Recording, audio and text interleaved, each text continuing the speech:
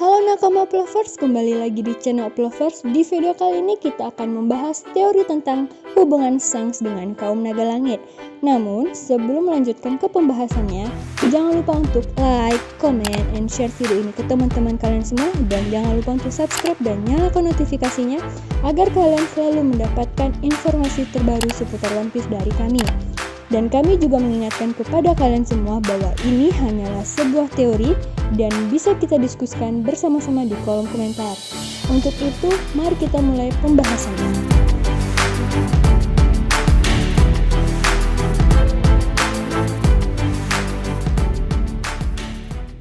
Seperti yang kita tahu, Sangs merupakan seorang Yonko yang cukup disegani di kalangan bajak laut maupun angkatan laut. Karena Sang sejatinya adalah seorang Yonko yang santuy dan kalem. Tidak seperti Yonko lainnya yang terlalu barbar untuk mendapatkan reputasinya.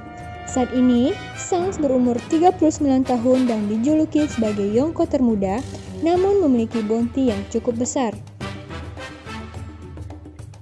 Pada panel terakhir di chapter 907, kita dikejutkan oleh sosok Sangs yang datang ke Marijoa dan berbicara dengan Gorosei tentang seorang bajak laut. Bagaimana tidak, seseorang yang berstatus kaisar laut dengan mudahnya bertemu dan berbicara seorang diri dengan Gorosei yang statusnya pemimpin tertinggi di pemerintahan. Lalu, apa relasi Sangs dengan kaum naga langit sehingga dengan mudah bisa masuk ke Marijoa dan berbicara dengan Gorosei? Mari kita bahas. Sang saat ini berumur 39 tahun dan insiden God Valley terjadi 38 tahun yang lalu. Insiden ini menimbulkan pertempuran antara bajak laut Rox dan Garp yang dibantu oleh Roger yang melibatkan kaum naga langit untuk diselamatkan. Sangs mungkin saat itu adalah bagian dari keluarga kaum naga langit yang sedang berumur 1 tahun. Setelah pertempuran berakhir, Garp dan Roger menemukan Sangs yang saat itu terpisah oleh keluarganya. Karena kekacauan tersebut, dan Roger memutuskan untuk membawanya. Pada chapter 966, Roger berkata sambil menggendong Hiyori kecil, "Sudah lama aku tidak menghabiskan waktu bersama bayi," dan Rayleigh membalas mengingatkanku pada masa lalu. Pada panel tersebut, Roger memang belum mempunyai anak dan belum bertemu dengan Rogue pada saat itu. Ini berarti bayi yang diurus bukan oleh Roger saja, namun juga dengan Rayleigh. Berarti kemungkinan seluruh kelompok Roger pun terlibat mengasuh mereka. Mari kita sedikit flashback tentang Garp dan Luffy. Garp selalu berbicara tentang Sang sambil marah, karena mungkin dia tahu tentang masa lalu Sangs yang berhubungan dengan insiden God Valley. Seperti contoh, Garp selalu memarahi Luffy yang mengikuti jejak Sangs untuk menjadi bajak laut. Padahal impian Garp ingin menjadikan Luffy sebagai angkatan laut yang hebat dan kuat. Namun Luffy dengan kekehnya menolak untuk menjadi angkatan laut dan berniat menjadi bajak laut karena janjinya dengan Sangs. Inilah yang membuat Garp tidak suka dengan Sangs karena telah mempengaruhi cucunya untuk menjadi bajak laut.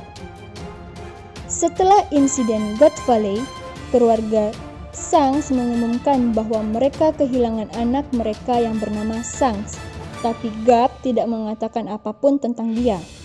Setelah sekian lama ketika bounty pertama Sangs diperlihatkan, Sangs diakui sebagai kaum naga langit oleh keluarga besarnya, seperti yang terjadi kepada Sanji oleh Germa.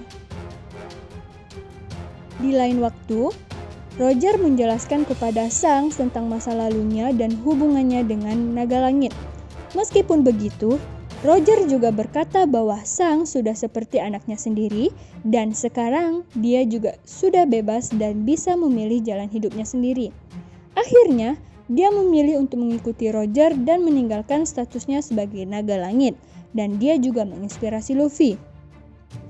Meskipun Sangs seorang bajak laut, pemerintah dunia menghormatinya karena dia memiliki darah keturunan naga langit dan aksinya yang sebagai bajak laut tidak mempunyai intensi buruk, sebab dia mempunyai hak yang istimewa.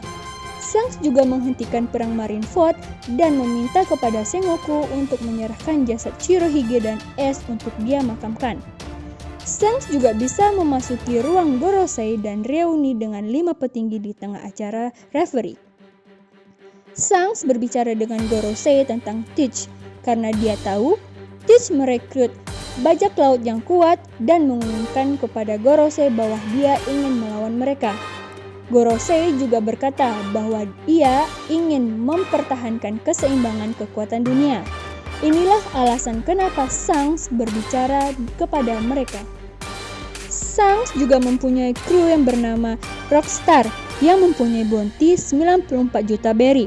Shanks mengirim Rockstar kepada kru Shirohige untuk membicarakan tentang melarang Ace untuk mengejar Teach. Pertempuran antara Ace dan Teach di Banaro Island hampir sama dengan pertempuran di God Valley. Apakah ini sebuah kebetulan ataukah detail penting? Apakah Shanks seorang naga langit? Sekian dulu teori dari kami. Bagi kalian yang punya teori sendiri atau merasa teori kami kurang oke, bisa langsung tulis di kolom komentar dan bisa kita diskusikan bersama-sama di kolom komentar. Untuk itu, jangan lupa di like, comment, and share video ini ke teman-teman kalian semua, dan jangan lupa untuk subscribe dan nyalakan notifikasinya. Sampai jumpa di teori-teori berikutnya. Bye-bye, sampai jumpa di next video selanjutnya.